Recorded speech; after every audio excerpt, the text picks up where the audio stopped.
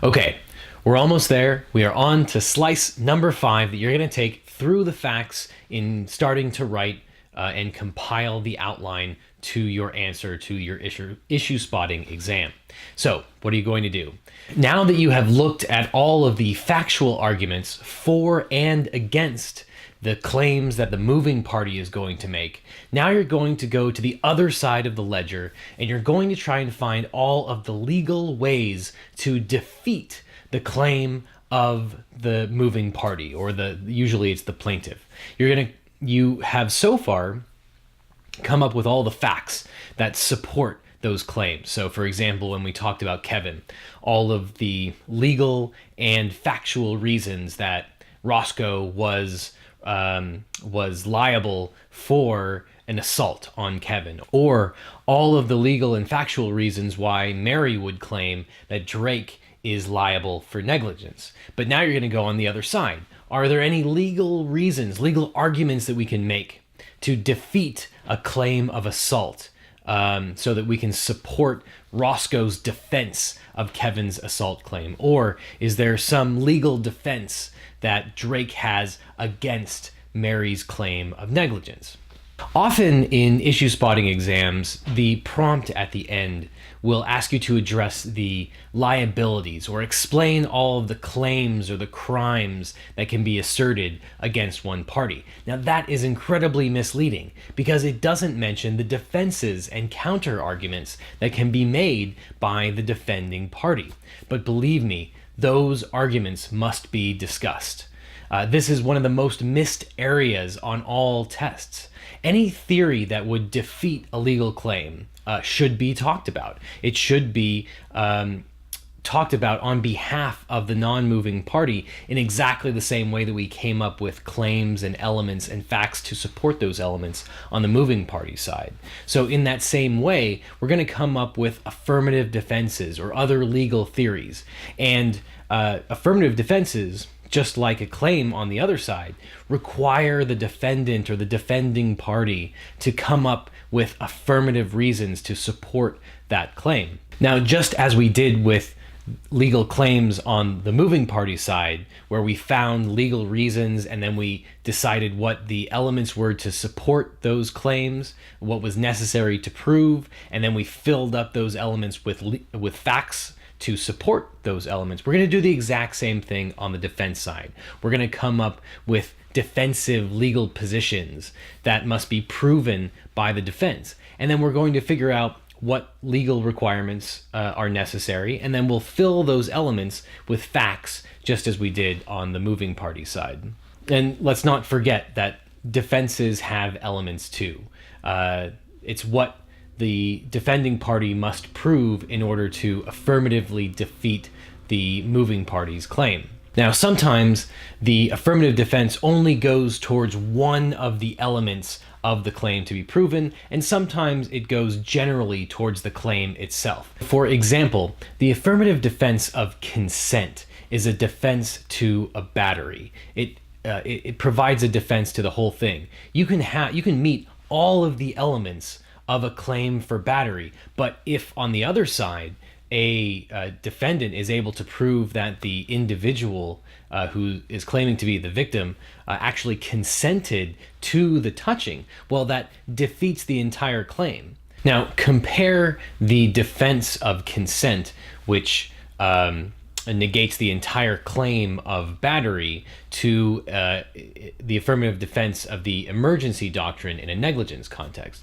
The emergency doctrine allows, say, paramedics to provide medical services without fear of a negligence suit because it negates the specific element of breach. Now, the result is the same with both affirmative defenses. Both affirmative claims are defeated, but sometimes the affirmative defense is limited specifically to a specific element, and sometimes it's just directed at the entire claim itself.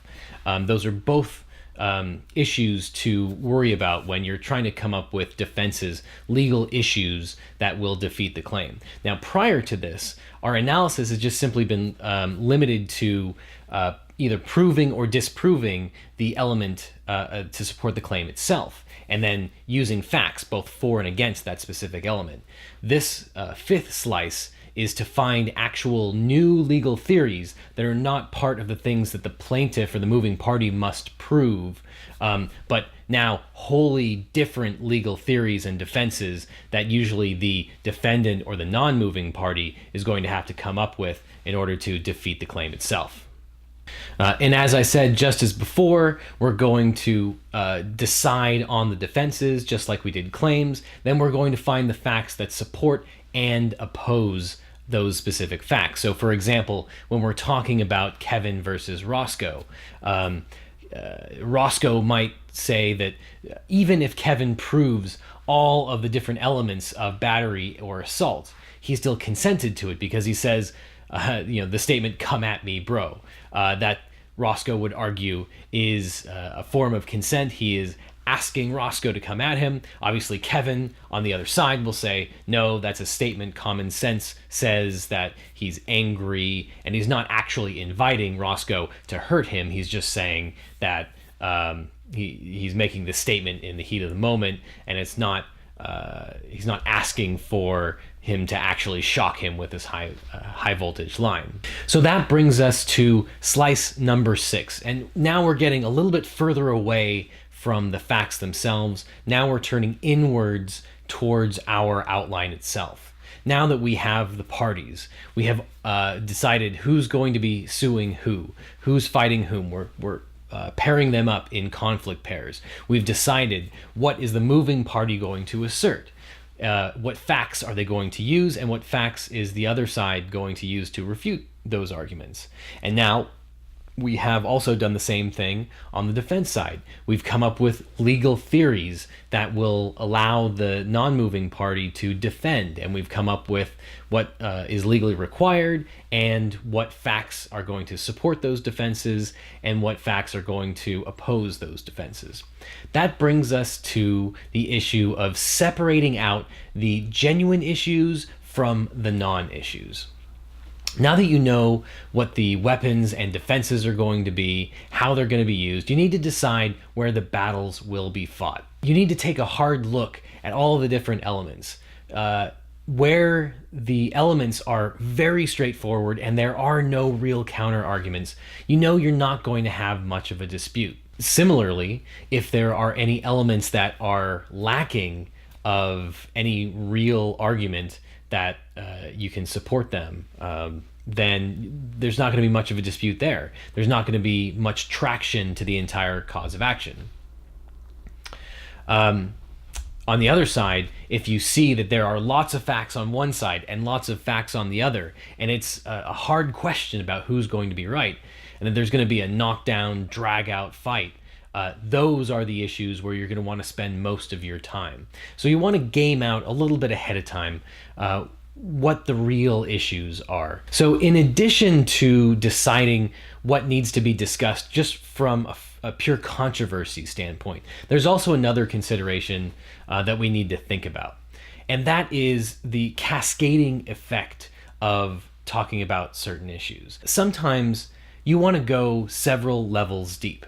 Now, if you came to a conclusion really early on that didn't allow you to talk about the downstream issues, well, odds are you might want to fudge that a little bit and say that it's unclear how it comes out so that you can talk about the downstream issues. Now, what I mean by that is that every hypo is looks like a tree diagram, an option tree. At the very top, you have the claim itself. And then below that, in the next options, you have the elements. Now, the elements can go either way. You can say that the moving party has proved that particular element, or you can say that they're not going to be able to prove that element.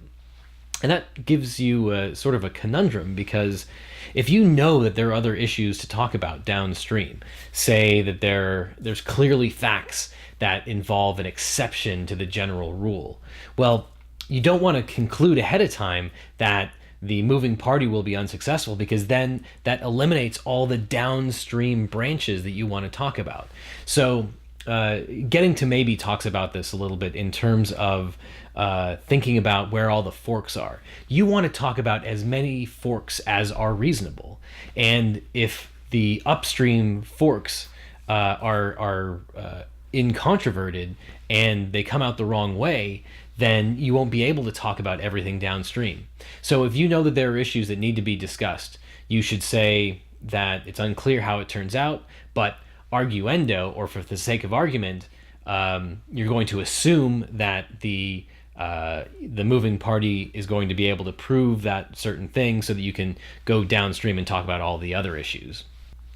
Once you determine that a particular element is lacking, you don't need to address all the other elements. Generally, you can just move on, unless there are other downstream issues that must be discussed, like the exceptions to the general rules, and it's clear that the professor wants you to talk about those.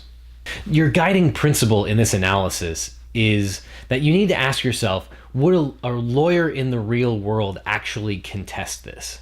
If there's an argument that you can't make with a straight face, there's no reason to make that argument now. In the real world, when you make it to court, odds are you're not going to contest every single element. You're not going to talk about every affirmative defense, every exception to every element and defense that might possibly exist. You're not going to dispute every single fact.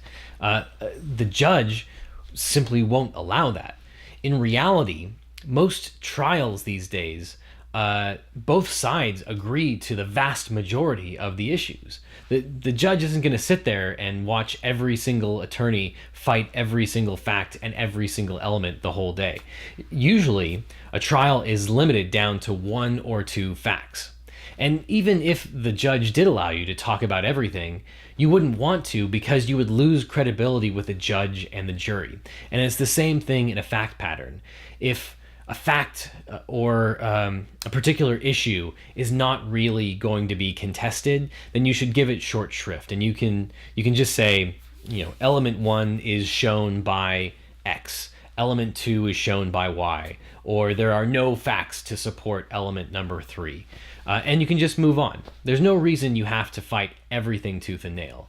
The nitpicking comes out when the facts are there to support it.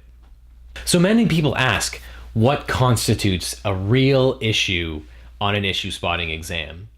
And a real issue is what a real lawyer is actually going to fight about.